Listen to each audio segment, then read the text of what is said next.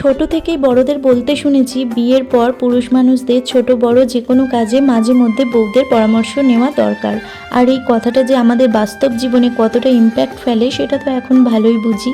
চলো তাহলে আজকের ভিডিওটা শুরু করি। আজকে একেবারে তাড়াতাড়ি রান্নাঘরে ঢুকে পড়েছি। জানো তো আমার বর ছেঁচি শাক খেতে এত বেশি ভালোবাসে যে সকালে একটু কাজে গেছিলো, সেখানে ছেঁচি শাক দেখতে পেয়ে তুলে নিয়ে চলে এসেছে। ভাবো একবার।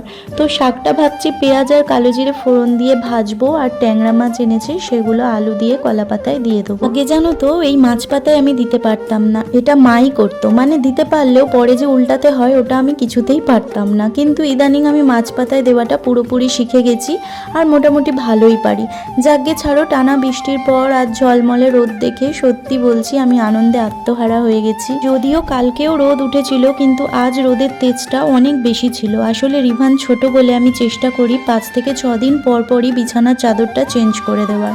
তো সেই জন্য 3-3টে চাদর জমে আছে, বৃষ্টির জন্য কাচা হয়নি। কিন্তু আজ আর কোনো দিক না তাকিয়ে ফটাফট করে কেচে দিয়েছি। চলো এবার তোমাদের সাথে আমার বরের একটা বোকামি শেয়ার করি। গতকাল আমার শাশুড়ি একটু দরকারে গেছিলো, তাই সকালের দিকটা বাড়িতে ছিল না।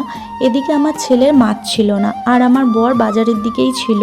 আমি ফোন করে বলেছিলাম ছেলের জন্য মাছ আনতে। তো আমাকে না জিজ্ঞাসা করেই 200 টাকা দিয়ে দুটো বড় বড় শিঙি মাছ এনে হাজির হয়েছে।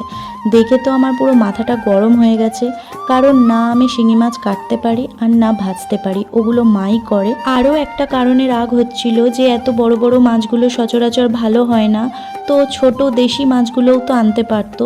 যাই হোক, ওর কথা, দুটো মাছ আমার ছেলে দুদিনে খাবে। তো একটা কালকে ওই কেটেছে, কেটে ওই ভাজতে গেছে, আর ভাজতে গিয়ে নিজের সারা গা হাত পুড়িয়েছে। এই আর একটা মাছ জিয়ে রেখেছিল, সেটাও আজকে মা কাটতে গিয়ে দেখে মরে গেছে। এবার তোমরাই বলো, আমাকে না জিজ্ঞাসা করে মাছ এনে এটা লাভ হলো নাকি লস হলো? শেষমেশ আজকে ছেলেকে প্রথমবার চিংড়ি মাছ ভাজা আর বেগুন ভাজাটা আমার ছেলে ভালো খায়, তো সেই দিয়েই ওকে ভাত দিলাম। চলো তাহলে তোমাদের সাথে আবার একটা অন্য ভিডিওতে অনেক গল্প হবে। আজকের মতো টাটা।